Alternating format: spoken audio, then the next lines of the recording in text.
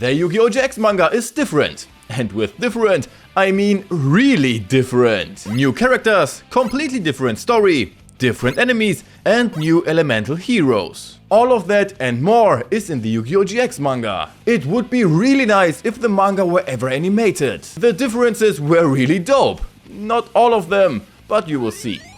Jadens' character development is probably the best in the entire Yu-Gi-Oh! Franchise. But his past is also more than interesting and surprising. He was destined to become the supreme king in his past life, and in his current life he accidentally sent his people around him to the hospital one by one, unconscious with Yubel, before shooting Yubel into space. Then he eventually came up with the idea of playing with elemental heroes and enrolling in the Duel Academy, where he almost missed his enrollment because he not only overslept but also collided with Yugi, who gave him the winged Kuribo. In the manga, Jadens' story, but especially his past, is completely different. He isn't a reincarnation from another time, there is no Yubel, and he never met Yugi to get the winged Kuribo. Instead, he got injured playing baseball, ended up in the hospital, and shared a room with a Duel Monsters world champion who unfortunately became too sick to duel. He can inspire Jaden to duel by mercilessly beating him with random cards. But he wanted to flex on Jaden even more, so he decided to enter a tournament for which he is currently too weak. He competes, Jaden doesn't even notice because he overslept as usual, and can only watch as Koyo is taken away unconscious by an ambulance. At least he won the duel. To fully convince Jaden to duel, he duels him again with his pro deck, his pro outfit, against Jaden playing with his self-built elemental hero deck, in which he loses again. But it's not too bad, since it was just a fun duel. Oh, on the same day, Koyo fell into eternal sleep. For real, he is in the Shadow Realm because he lost a duel against the Shadow, who cursed him afterwards, making Koyo weaker and weaker. To continue Koyo's legacy, Jaden is supposed to continue with his deck. Which he does, and that's how he got the winged Kuribo, and is also determined to become the king of games. And Koyo is also the reason why Jaden feels most comfortable in Slifer Red. In the anime, he declined the promotion because he wanted to be with his friends, even though his friends were promoted and still with him. He simply declined because, yeah. In the manga, he feels most comfortable in Slifer Red because Koyo's pro outfit is a red coat. The decks in Yu-Gi-Oh! GX often have a strong recognition value, and everyone wanted to have the 4 iconic decks from the series. Jaden's Elemental Heroes, Zane's Cyber Dragons, Esther's Destiny Heroes, and Jesse's Crystal Beasts. However, they are quite different from the manga. Many decks are essentially the same, but still different. Cyrus' deck in the anime is very childish and comes with toon-looking jets or bicycle with eyes. In the manga, he has damn military equipment. Tanks, jets, rockets, rocket launchers, everything you need to invade Poland.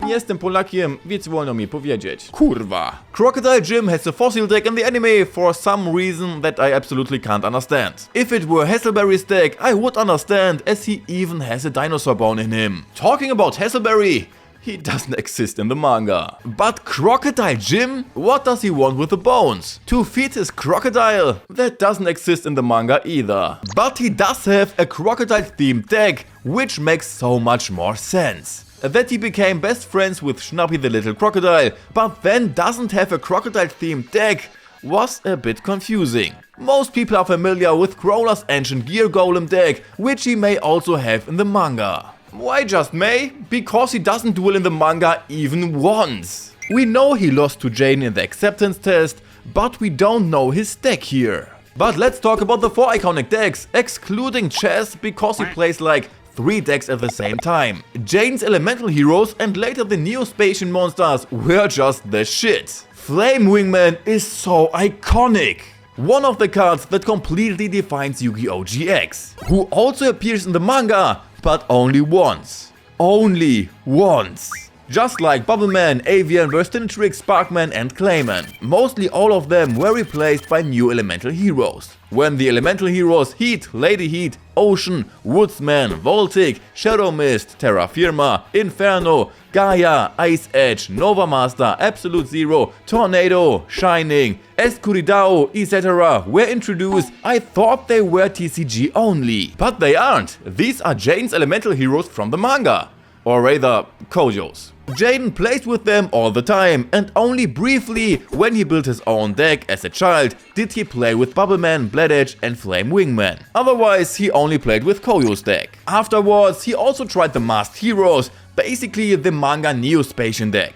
But for me, the Masked Heroes are hardly distinguishable, which takes away some of the feelings. Is the deck better now? I thought cards like Flame Wingman or Shining Flare Wingman were always the face of GX, but the new elemental heroes rock too, so I'm pretty satisfied with both. Zane's deck is a legend in the anime. He made a name for himself with the Cyber Dragon deck and delivered intense duels, until he was shocked to learn that his heart is a bit broken. And he is just as legendary in the manga, if not even bigger. Although he also plays a cyber deck here, including the Cyber Dragon, but since we have only seen him play 3 moves in the manga and then end the duel with a 1000-armed Mechagodzilla instead of with the Cyber End Dragon, we couldn't really see much of him. Nevertheless, he absolutely lives up to his title as Kaiser here and is unbeatable. When Esther's deck was introduced in Season 2, the hype about the Destiny heroes was absolutely insane. Everyone wanted Dogma, Plasma and all the other cards. But in the manga, there are no Destiny heroes.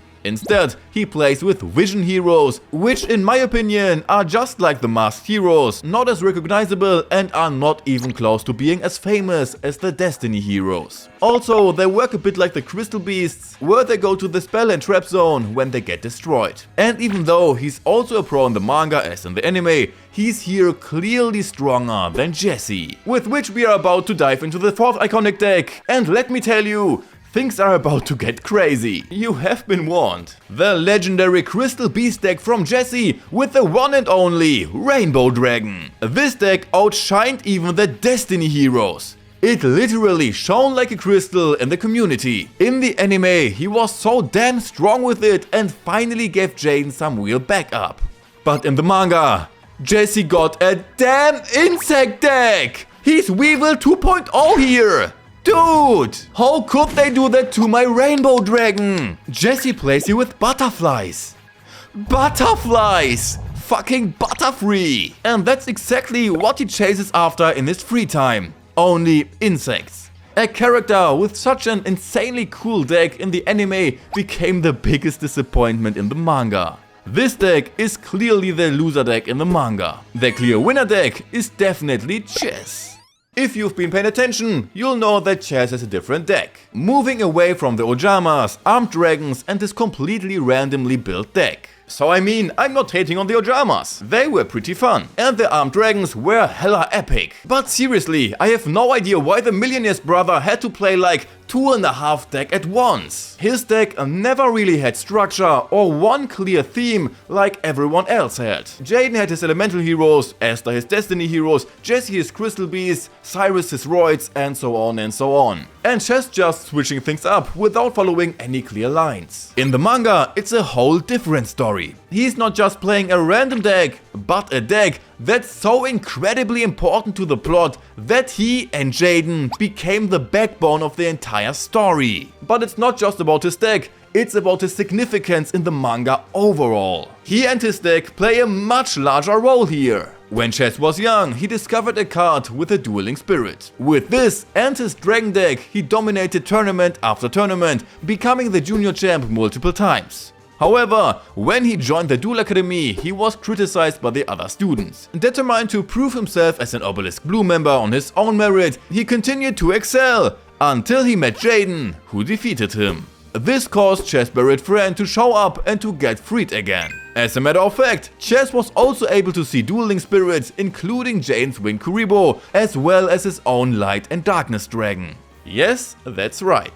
Chazz's defeat at the hands of Jaden reunited him with this card, which made him essential for the story and made him even stronger. At the tournament on the Duel Academy, there were of course many duels, also for Chazz. He won against Bastion with his dragon deck with Light and Darkness Dragon, made it to the quarterfinals, defeated Cyrus there, and then dueled against the manga-only character opponent in the semifinals, whom he also managed to beat, to then go up against Jaden again in the final. Which he even won that too! In the manga, Chazz is a big player who more than lives up to his last name, Princeton, even though his original name is Jun Manjumi. After winning against Jaden in the tournament finals, which was completely unexpected for anime-only viewers, Chazz was quickly brought back down to earth when he was rewarded with a match against Kaiser Zane and was completely destroyed in just 3 turns, without being able to deal any damage at all to him. Instead of leaving the academy and picking up the Jamas now, he took the loss as a motivation to become even stronger. He was also the only one besides Jaden who was able to defeat one of the possessed American students,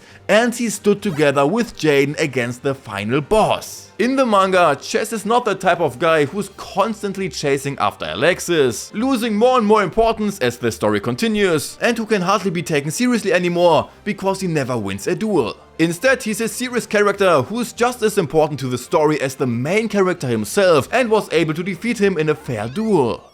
I keep hearing that Yu-Gi-Oh! GX doesn't have so much to do with Yu-Gi-Oh! Classic. Like the story doesn't really feel like Yu-Gi-Oh! Anymore. Well, the main character himself is a being from another world who is inherently superhuman, has a dual monster as a bodyguard within him, and somehow that's Yu-Gi-Oh! But also not really. There are a few fake Millennium items and some references here and there, but other than that... In the manga, everything is tied back to ancient Egypt and, in my opinion, gives a real good Yu-Gi-Oh! Classic vibe. The final boss is a human who stood before the ancient Egyptian court, where his darkness in his heart was weighed against the winged Kuribo and the feather of Maat. The result was that the darkness in his heart was so strong that the originally white-winged Kuribo turned black. He fused with the monster to seek revenge for the crimes committed against his village, which led to the creation of the Millennium items by the pharaoh and his gang. So he's from the same village as Bakuda and has a similar vendetta. In his monster form, he fought against 3 priests and could only be sealed by 3 Millennium items along with the feather of Maat and the winged Kuribo. This seal was loosened in the 20th century